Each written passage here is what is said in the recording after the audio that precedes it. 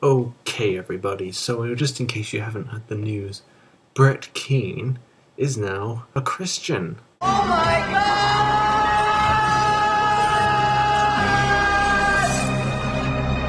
God! And this new video, since his change of heart, is just absolutely terrible, so let's go through it. If you are an atheist or an agnostic, do me a favor. I want you to turn around right now, and I want you to look directly at any mirror that is nearby.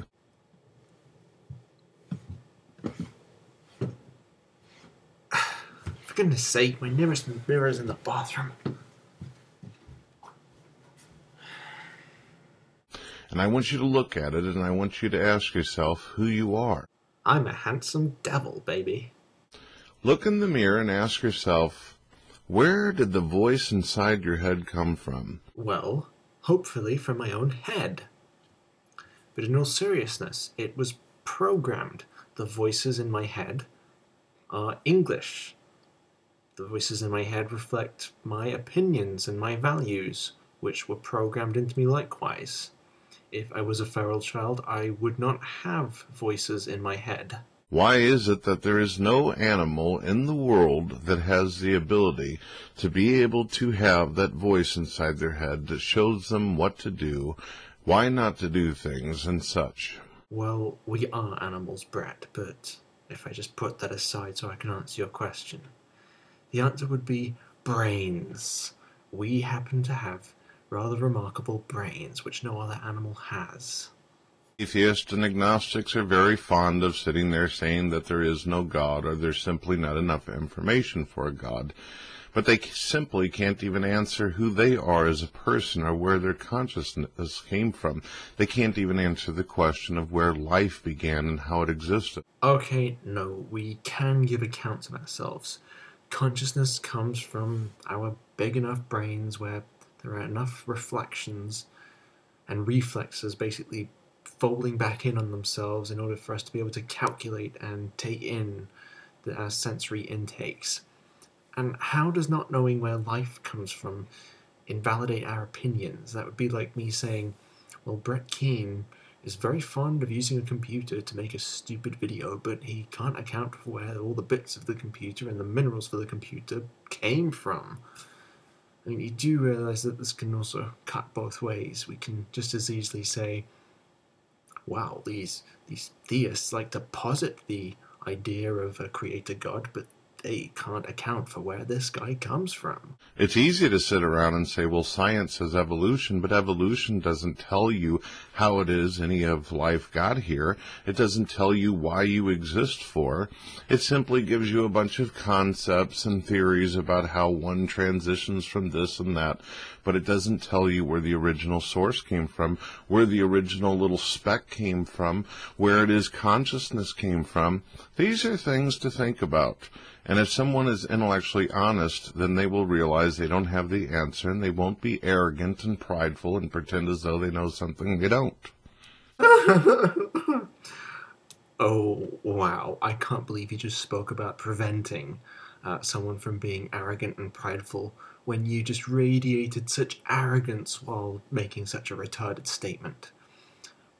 No, evolution doesn't account for where life came from, and nor does it account for consciousness, but it can't be judged upon its lack of answering these questions. That's not what it's there for. It's there to account for the complexity of life and common ancestry. So he then talks for a good minute about inspiration and creativity, specifically great art and movies, and misleadingly asks how would having this desire for creativity help us survive. Now, evolution, natural selection, isn't going to exclusively select traits that are advantageous for us to survive in environments. Yes, it will certainly select those, but it's not like other traits can't make it in and also survive the ride. Some will be detrimental, but not overly so, and others will be completely neutral. And he then says, could it possibly be that we have this desire to create because we were created by a creator? And I mean, using this logic, couldn't we also say, well, could it possibly be that we shit because we have a creator that shits, or humans murder and rape because there's a creator out there who murders and rapes? It's really a rather lame proposition, and I mean, if you use that logic, what's to stop you from accepting what I've just proposed as well? A lot of atheists out there subscribe to the concept of a Big Bang, a singularity that basically infused itself and imploded and basically expanded throughout the universe. What? Infused itself and imploded?